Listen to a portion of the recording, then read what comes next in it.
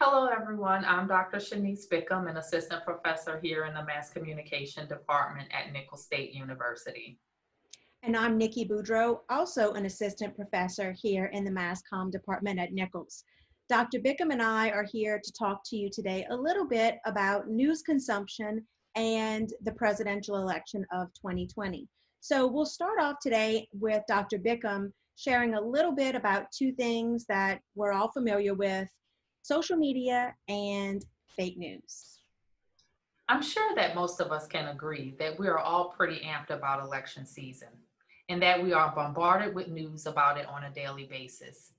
In general, it is without question that social media is used not only for social and professional communication, but also for the posting and sharing of news.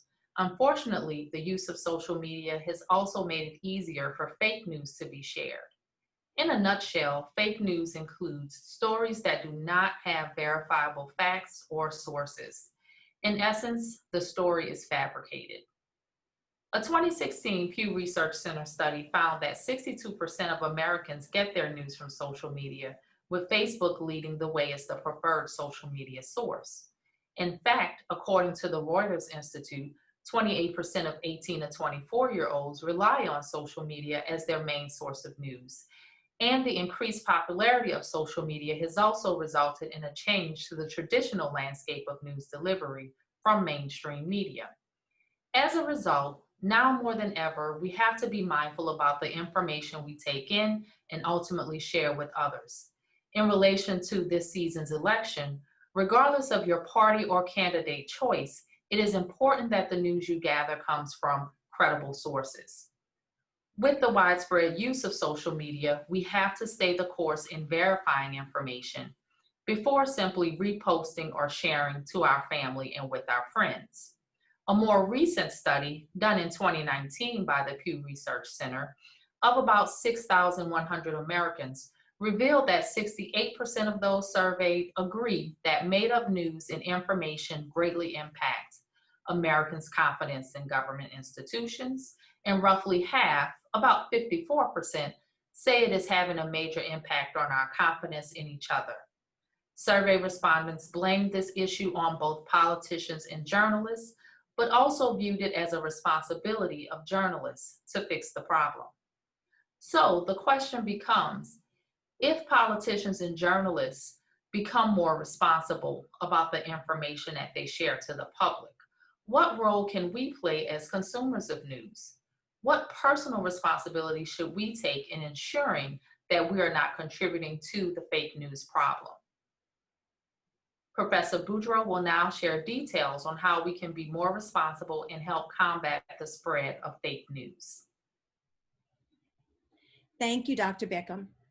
So part of being a savvy media consumer involves evaluating the quality of the news that you're getting. In journalism school, we teach our students that reporting is to be fair, accurate, and balanced.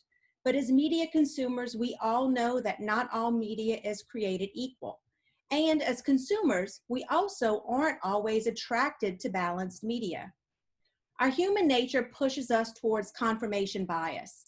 It pushes us to seek out news that confirms our own personal thoughts and feelings. Things that challenge the way we think and feel make us uncomfortable or dissonant. You may have heard the term cognitive dissonance. This is what happens when we feel the need to avoid a media outlet because we disagree with the news it presents. That's why people, for example, usually either watch Fox News or MSNBC. These two networks are notoriously partisan. That's a fact. So confirmation bias and cognitive dissonance push you towards the one that makes you feel better about your own beliefs, that provides validation. It's simple human nature. But we can't make informed decisions this way. So it's important for us to find a way to consume media that's in the middle. It's fair, accurate, balanced, the way it should be. That responsible journalism that Dr. Bickham was just talking about. A nonpartisan media organization named Ad Fontes Media rates the news for bias and reliability using valid research methods and a politically balanced team of analysts.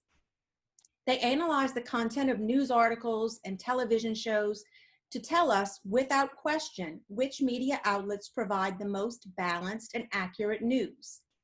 Then they create the media bias chart. This ranks major media outlets on reliability by looking at the ratio of factual reporting to analysis, noting when there are variations in the reliability of a particular news source, and pointing out when the majority of content is considered persuasion, propaganda, or completely inaccurate or fabricated. It also evaluates media bias. While many media outlets do skew a little to the left or a little to the right, they still present reliable news. At the same time, some other outlets are considered hyperpartisan or extreme to the left or the right, and most of their content is seen as unreliable. Of course, the best media to consume are the ones presenting original fact reporting with a centrist or balanced viewpoint. Your best bet for the best news is to visit either the Associated Press or Reuters online. These two international media outlets began as wire services, providing news to newspapers and television stations globally. They now operate news websites that are easily accessible by media consumers who want fair, balanced, accurate, and unbiased news. But what about all that news you see being shared on social media? If you want to check on that media outlet's reliability and bias, check the chart. Of course, many outlets aren't on the chart at all. That's when you have to do some legwork. So a few tips. First, if something seems too good or too bad to be true, it probably is. Check the AP, Reuters, and multiple other credible news outlets, including your local metro newspapers. If you can't find that news anywhere else, it's probably misleading, inaccurate, or downright false. Second, do a Google search on the names of the people you see quoted in questionable articles or on social media. If you see a post that claims to be written by a doctor in Arizona, search for that doctor on Google. Look them up on Facebook. You can learn a lot about a person and their credibility this way. When in doubt, fact check it yourself. Find the original report, plan, or document that's being quoted. It may be taken out of context. Lastly, always get your news from multiple sources and make sure they don't all skew to the same side. If you read the New York Times, also read the Washington Post. If you watch NBC, also watch CBS. And you might not want to get all of your news from the 24-hour news networks. They all skew to one side or the other, and many are offering opinion or analysis thinly disguised as journalism. Thank you, Professor Boudreau. So the main takeaway from this video is to always check and double check your information and the sources of that information. Remember that there is bias everywhere among politicians, journalists, and even among ourselves. So we have to be responsible consumers of news. We hope that this video will help you as you continue to read and watch the news through this election season and even afterwards.